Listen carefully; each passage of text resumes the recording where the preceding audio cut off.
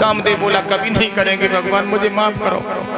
नारद बोले जाओ, तुम्हारा काम था वो तुमने किया, हमारा काम था वो हमने किया। परीक्षित जी कामदेव चला आया और इतने में देव ऋषि नारद को अहंकार हो गया, घमंड हो गया। देव ऋषि नारद बाबा खड़े हो गए, मुखार बिंद से परीक्षित जी एक ही शब्द निकलता है, अब हमारे समान इस दुनिया में कोई बाल ब्रह्मचारी नहीं है, मेरी बराबरी भगवान भी नहीं कर पाएंगे, क्योंकि हमने कामदेव को जीत लिया। लोग हमारी बड़ाई सुनेंगे तो खाना भूल जाएंगे, इतना बड़ा बाल ब्रह्मचारी इस दुनिया में कोई नहीं हुआ। परीक्षित जी नारद बाबा चल दिए, नारायण नारायण भूल गए, एक ही शब्द निकलता है मैं बाल ब्रह्मचारी हूं। अब परीक्षित जी जिन लोगों के मुखार बिंद से मैं का शब्द निकल गया वो दुनिया में रहे नहीं। जिन्होंने कहा कि मैं कुछ हूं, भगवान ने परीक्षित जी उसे छोड़ा नहीं। मैं का शब्द बहुत बुरा होता है परीक्षित जी। एक विद्वान कह रहा है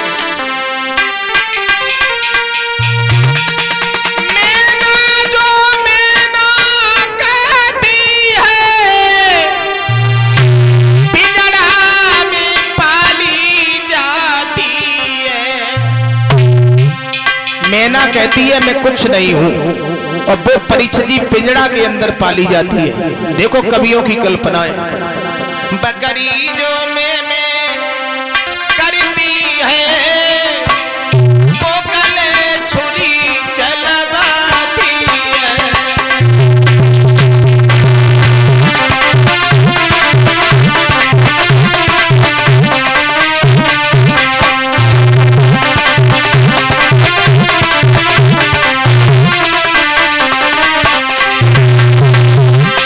मैना कहती है मैं कुछ नहीं हूं, परीक्षित जी पिंजड़ा के अंदर पाली जाती है। और बकरिया की आवाज देखी आपने क्या कहती है, मैं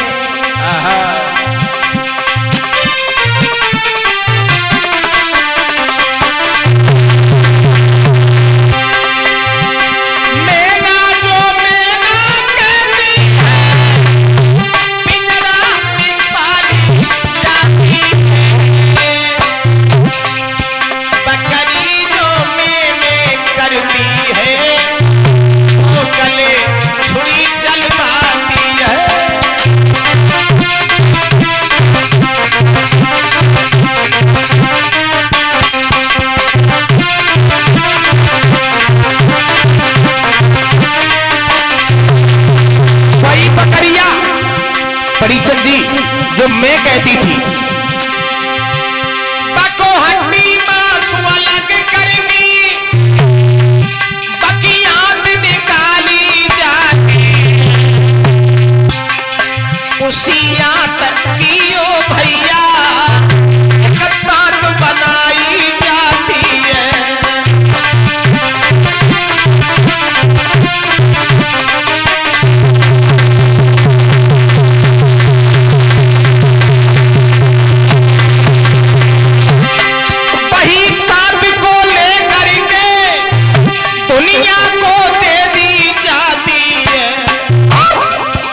दुनिया का डंडा पड़ता है तब तू ही गाती है।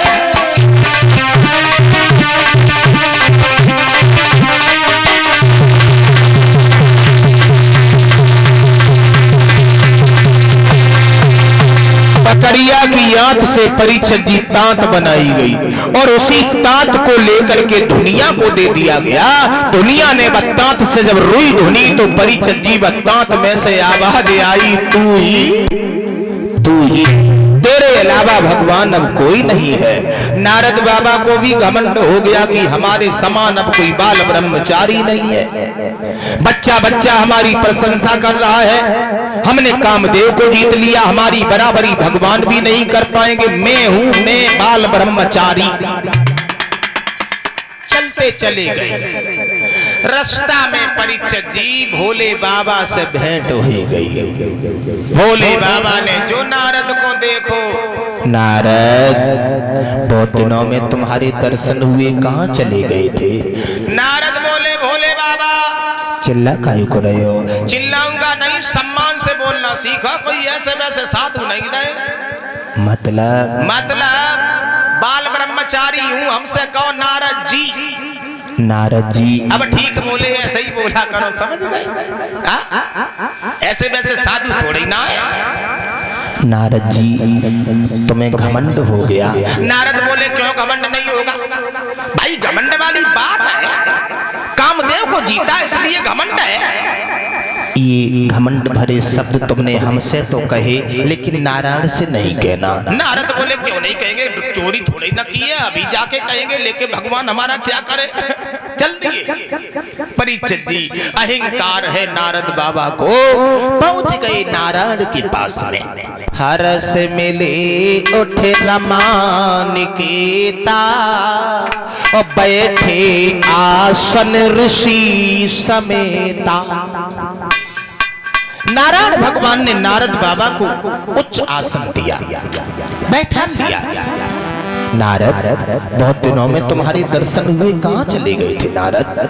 नारद बोले भगवान जी तुम भी सम्मान से बोलना सीखो। मतलब ऐसे वैसे साधु नहीं है, बाल ब्रह्मचारी है, मौकी और क्या देख रहे हो, समझ गए? आहा, देवर्षि नारद बाबा को बहुत समझाया था परीक्षित जी भोले बाबा ने, लेकिन नतीजा ये हुआ कि शिव जी ने उनको मना किया, और नारद ने न कोई ध्यान दिया।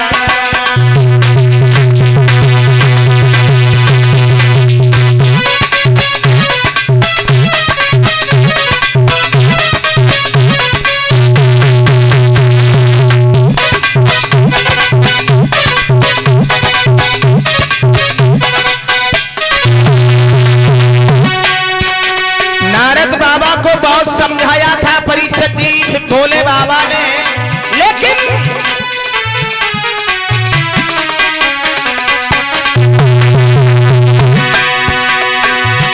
शिव जी ने उनको मना किया, नारद ने न कोई ध्यान दिया,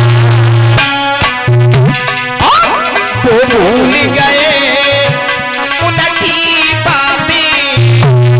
और इतना भारी अभिमान किया।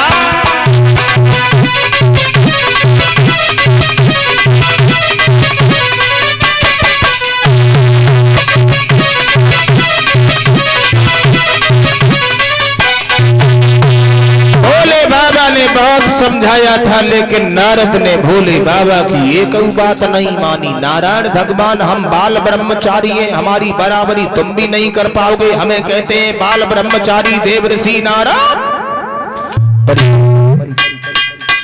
नारायण भगवान ने परीक्षित जी घमंड भरे शब्द जो थे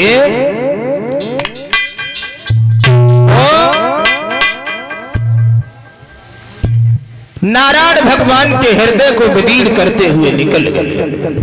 नारद हम तो जानते थे तुम बड़े ज्ञानवान हो, बड़े विद्वान हो, लेकिन आज तुम्हें घमंड हो गया।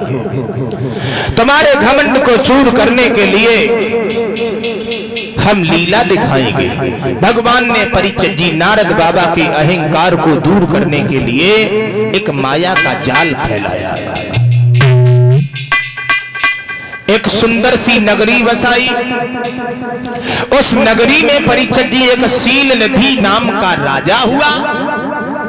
उस राजा के आंगन में एक सुंदर सी कन्या का अवतार हो गया, जिनका नामकरण संस्कार करवाया गया, तो नाम रखा गया परीक्षित जी विश्वमोहनी।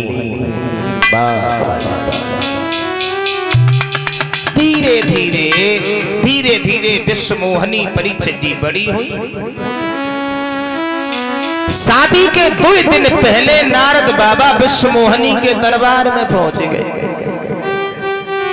शील निधि ने देखा, आइए महात्मा जी आइए, आज हमारे बड़े सौभाग्य हैं जो आप जैसे संत के दर्शन हो गए महात्मन। और हमने तुम्हारे बारे में बहुत कुछ सुना है कि हमने सुना है तुमने कामदेव को जीत लिया। परसों हमारी बेटी का स्वयंवर है, अगर आपकी आज्ञा हो तो हमारी बेटी के जीवन के बारे में आप बता सकते हो। नारद कहने लगे कहाँ है लड़की? परीक्षित जी विश्वमोहनी को बुलाया गया और जो नारद की नजर विश्वमोहनी के ऊपर पड़ी, देखते के देखते ही रह गए। इतनी सुंदर लड़की जिंदगी में पहली बार हमने देखी। अब हम साधु बन के नहीं जिएंगे, शादी करेंगे और शादी करेंगे तो ऐसी लड़की से करेंगे क्योंकि हम बाल ब्रह्मचारी हैं। भाई वही परीक्षित जी देव ऋषि नारद जो भविष्य को बताने को गए थे लेकिन अपने ही भविष्य में डूब गए। झपट करके विश्वमोहनी का हाथ पकड़ लिया नारद ने। उस हस्तरेखा में लिखा था जो इसके साथ शादी करेगा वो अमर हो जाएगा, उसे कोई मार नहीं पाएगा। हाथ पकड़े रहे। थोड़ी देर के बाद में परीक्षित जी वही नारद छोड़ी फरियाद बेटी का नारद चले। हर दिल में बातें लगी की लगी रह गई।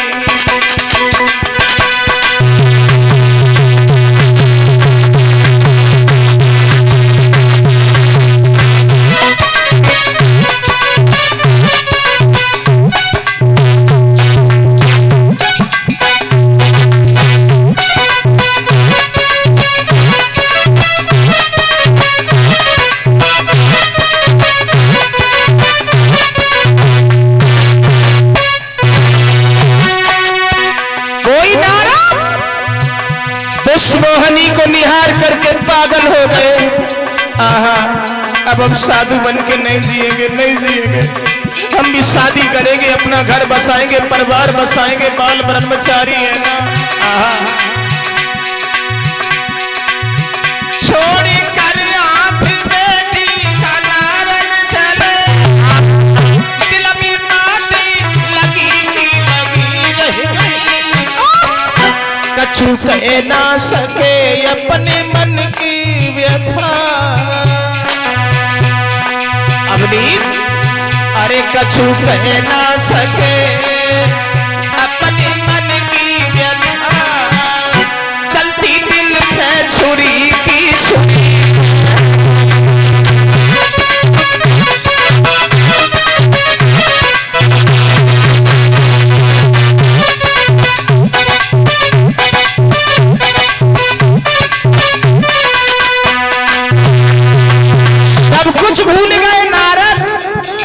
भाई बा सब कुछ भूल गए।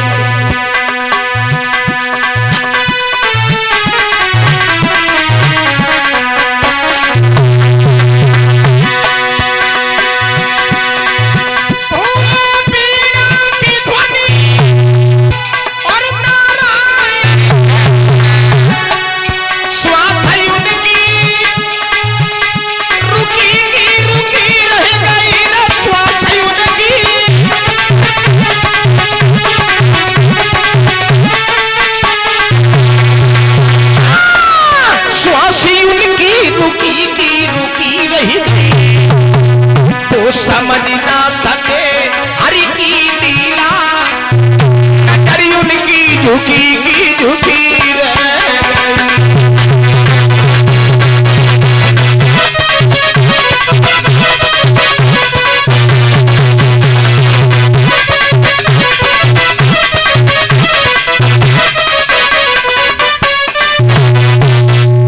नारद बाबा ने परीक्षित जी विश्वमोहनी को देखा, सब कुछ भूल गए थे। नारद ने विचार किया है अब हम साधु बनकर के नहीं जिएंगे, शादी करेंगे और शादी करेंगे तो उसी लड़की से करेंगे क्योंकि हम बाल ब्रह्मचारी हैं। और शादी ना हुई तो हम मर जाएंगे, रहेंगे नहीं जिंदा। बोल नारद। परिचद जी विश्व मोहनी के हाथ को छोड़ के चल देते हैं। माफी चाहेंगे मेरे प्यारे बुजुर्गों भाइयों, कोई शारीरिक संबंधित बात नहीं कह रहा हूं, थोड़ी सामाजिक बात कह रहा हूं, जरा गौर करें सभी लोग। क्या छुपा दिया हर नारी में और जो नहीं देखने में आता है, और नारी के आगे सूरवीर बलवान तलक झुक जाता है।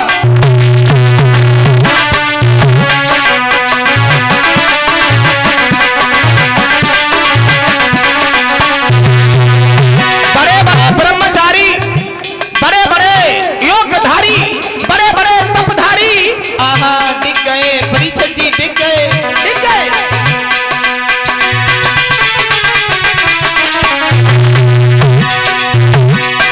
क्या छुपा दिया हर नारी में जो नहीं देखने में आता, नारी के आगे सूरवीर बलवान तलक झुक जाता।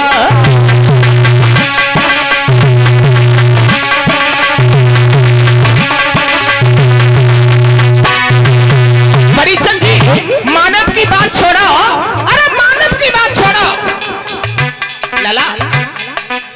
विश्वामित्र मेनका के संग बन के बीच में बौराने, विश्वामित्र जिनकी शादी हो गई थी, जिनका 3 लड़का थे, कन्वा आश्रम में भजन कर रहे थे, लेकिन विश्वामित्र मेनका के संग बन के बीच में बौराने, नारद बाबा मोहनी के पीछे लौरा हुई है दीवाना।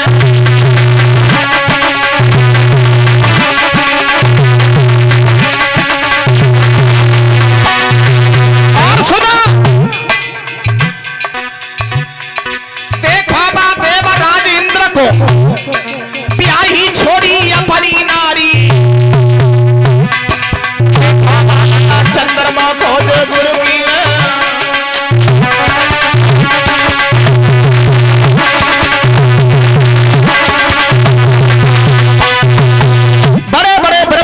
परिचद जी नारी के पीछे दिख गए। वही नारद जिन्होंने कामदेव को जीत लिया था और विश्व मोहनी को देख करके पागल होने लगे। साधु बन के अब हम नहीं जिएंगे, परिचद जी चल देते हैं। वाह भाई वाह, कवियों की कल्पना तो ये है। वही नारद लला जब से विश्व मोहनी को नारद ने देखो तो नारद की वो दशा बन गई थी। कौन? दिन में परे न चैनो और रात को नींद न आती है।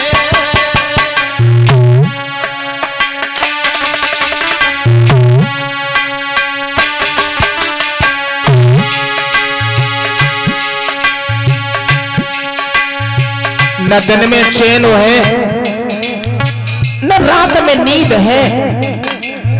वाह भाई वाह प्यारे, देखत नजर पसार सामने वो लड़की आती है।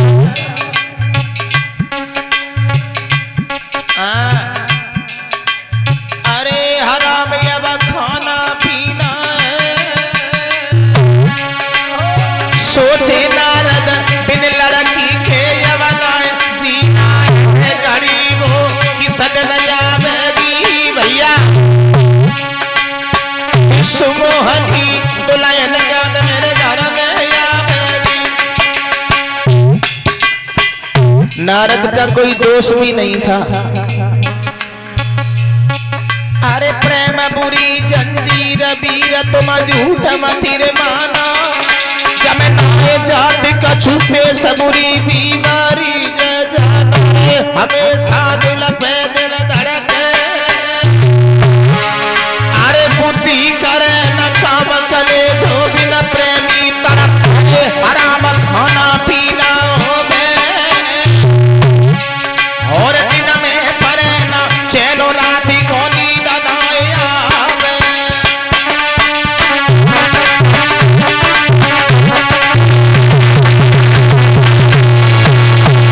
इसी बीच में श्रीमान अखिलेश यादव जी